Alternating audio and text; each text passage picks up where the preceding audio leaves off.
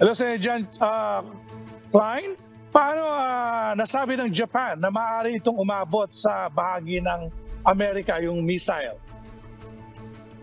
No, Amel, base sa flight trajectory, sinabi ni Prime Minister Fumio Kishida na ang pagpapakawala ng missile ay isang intercontinental ballistic mission na may range na nasa 9,300 miles o 14,166.9 kilometers. Dagdag ni PM Kishida, nag-utos na siya sa kanyang gobyerno na magbigay ng impormasyon sa publiko at magsagawa ng safety checks. Sa kasalukuyan ay wala namang naiulat na naging pinsala ang missile. Nagbaba naman ng warning ang Ministry of Defense ng Japan sa ginawang pagpaputok ng missile ng North Korea at inatasan ang mga sasakyang dagat na i-alerto ang Coast Guard sa bansa kung may napansing anumang nalaglag na bagay na ebidensya ng pagpapasabog ng missile. Na-detect ang missile launch ng 8:24 a.m. ayon sa Joint Chiefs of Staff ng South Korea. Naglakbay ito ng 1,000 kilometers o 621 miles bago bumagsak sa AC. Ayon sa military officials ng South Korea, isa umano ito major provocation na maaaring magkagulo sa peace and stability ng Korean Peninsula. Dagdag ng Joint Chiefs, patuloy na maghahanda ang kanilang militar at magbabantay sa mga gawain ng North Korea.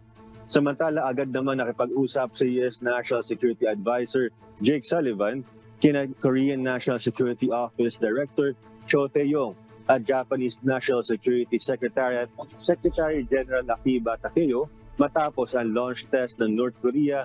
Aniya, isa itong paglabag sa maraming UN Security Council resolutions. Balik sa iyo. Charles, Klein, meron ka bang update sa sitwasyon ng relasyon ng North Korea sa ibang bansa kagaya ng China? Kasabay ng pag-launch nitong missile, Amel, ay nagkaroon ng high-level meeting sa pagitan ni Chinese Foreign Minister Wang Yi at North Korean Vice Minister of Foreign Affairs Pak Myung-moo. Nagpag-usapan nila ang common concerns ng dalawang bansa, kabilang na ang pagdating na isang US attack submarine na US Missouri malapit sa South Korea para naman sa isang military drill sa pagitan ng US at South Korea.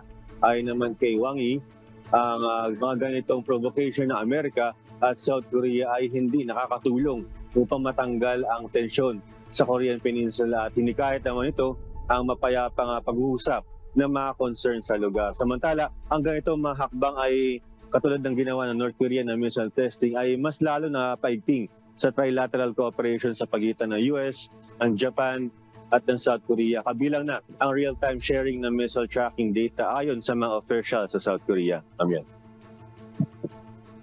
Alright, salamat Klein Sinca mula sa Los Angeles, USA na nagsagawa rin ng test launch nitong Nobyembre.